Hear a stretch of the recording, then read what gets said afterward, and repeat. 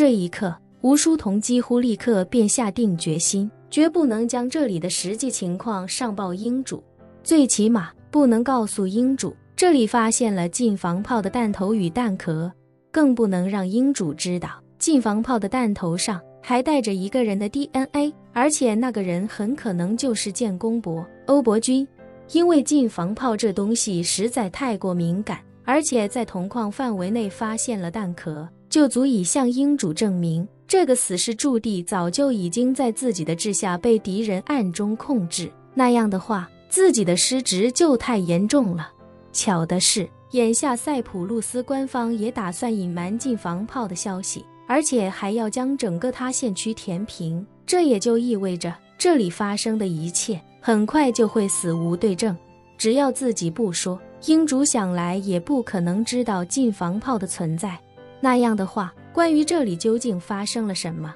自己也可以装傻充愣，直接表示调查不出什么有价值的线索，最终把这件事情包装成一个无头悬案，然后推到那个神秘敌人的身上。这样一来，英主就算责罚自己也不会太过严重，毕竟那隐藏在背后的敌人就连英主自己都查不出个所以然，更何况纽约和北欧已经有了2次先例。想到这儿，吴书同也算是松了口气。他觉得虽然自己这次的事比纽约和北欧的动静都大，但自己最差也就是丢了右军都督府都督的位子，起码还能留条狗命。很快，原本那些还在不断挖掘残骸、打电钻探的重型机械几乎在一瞬间全部停了下来，紧接着他们便开始陆续从他县区向外撤出。按照上级的指令，挖掘和钻探工作到此就算彻底结束了。吴书同见此，心里更踏实了不少，于是便立刻向其他几人发暗号，让他们也即刻撤离。几人在铜矿外碰头之后，吴书同便故意问其他几人有没有查到什么线索，几人均是表情惊魂未定的连连摇头。其中吴书同的弟弟吴书航开口道：都督，我刚才摸到他县区内部看了看，整个铜矿已经全都变成废墟了，中心处与周围平地的落差足有10几米，想调查根本就无从下手啊。如果想查里面到底发生了什么，没有重型设备是不可能的。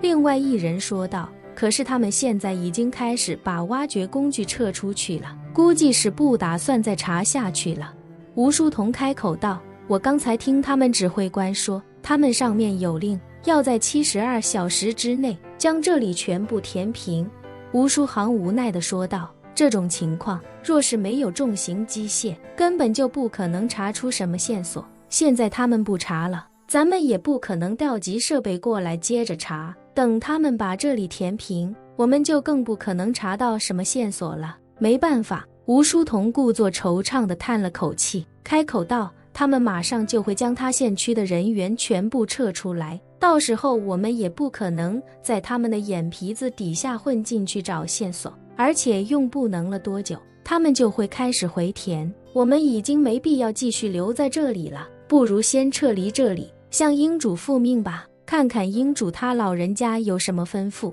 臭，几人也知道眼下没什么好办法，于是便都答应下来。随后几人回到了之前停车的地方，吴书同对几人说道：你们几个走远些，我要去车里向英主汇报。几人同时点头，向着反方向走出很远。吴书同这才坐进车里，掏出手机，用专门的联系软件给英主打去了一个语音电话。电话接通，英主便问他情况查明了吗？吴书同连忙道：回禀英主，属下已经进到铜矿所在的位置调查过了，只是现在整个铜矿已经从底部垮塌，连带着铜矿的地上部分也完全塌陷成了废墟，整个现场全是垮塌的建筑垃圾，已经找不到什么线索了。英主厉声质问：怎么会这样？偌大的一个基地，说没就没了，里面的人呢？难道都被杀了吗？吴书同惶恐地说道：回英主，里面的人是什么情况，属下也是一无所知啊。原本还寄希望于塞浦路斯官方的调查，但是他们现在已经下令要将整个现场全部填平，对外就宣称铜矿已经到了使用寿命，人为废弃，现在这里重兵把守，属下想查也是力有不逮啊。英主冷声问道，塞浦路斯官方为什么这么着急要把那里填平，这么匆忙就要掩盖证据？难道是他们发现了什么不能让公众知晓的隐情？吴书同心下一紧，他没想到英主竟然一瞬间就抓住了问题的关键点。可是开弓没有回头箭，他不敢承担整个死士驻地早已被人占领，连带着欧伯军也被人绞杀的责任。他只想让英主知道，这里之所以会被夷为平地，全是因为神秘的敌人太过强大，就像纽约与北欧的失利一样，不是己方太菜，而是敌方太强。于是他只能硬着头皮说道，英主，属下觉得死士驻地的人以及建功伯很可能都已经死了，极有可能是敌人趁他们不备血洗了这里。血洗？英主喃喃道，建功伯的实力极强，什么人能将他血洗？吴书同哀叹一声，英主，属下也不知道究竟是何人所为，还请英主责罚。良久之后，英主颓然地说道，罢了，看来这个世界并非我以为的那样，是我太乐观了。说罢，英主又道，行了，你们撤回去吧，这件事不要向任何人提及，违者杀无赦。吴书同听闻这话，彻底放下心来。他身为右军都督府的都督，是英主最信赖的权臣之一，他知道破清会内部运转的底层逻辑。在破清会，5大都督府相互之间都是独立运作的，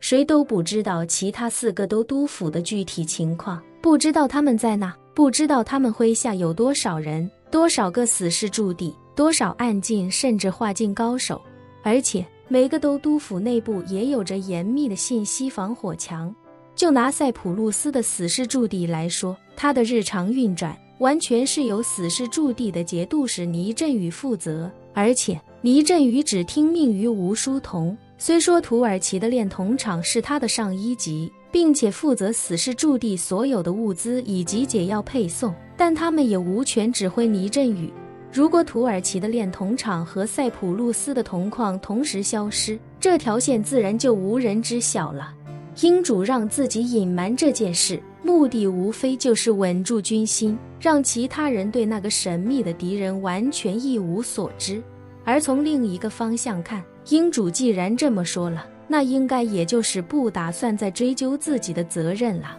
吴书同心中激动不已，在结束了与英主的通话之后，才用手机将其他人都叫了回来。几人回来后，吴书同的弟弟吴书航见哥哥坐在副驾，便径直坐进了驾驶室，不过没着急发动汽车，而是一脸紧张地问他，哥，英主怎么说？吴书同皱了皱眉，低声训斥道，跟你说过很多次了，私底下才能叫我哥，其他时间应该叫我都督。吴书航连忙道，是都督，属下这不是担心您吗？怕英主降罪于您。吴书同微微一笑，开口道，发生这种事情已远非我的能力所及，便是建功伯都难逃对方魔爪，我又何德何能？说罢，吴书同摆了摆手，回去吧，时间也差不多了。吴书航点点头，顺手递给吴书同一瓶水，开口道，都督喝口水压压惊，我们这就返程。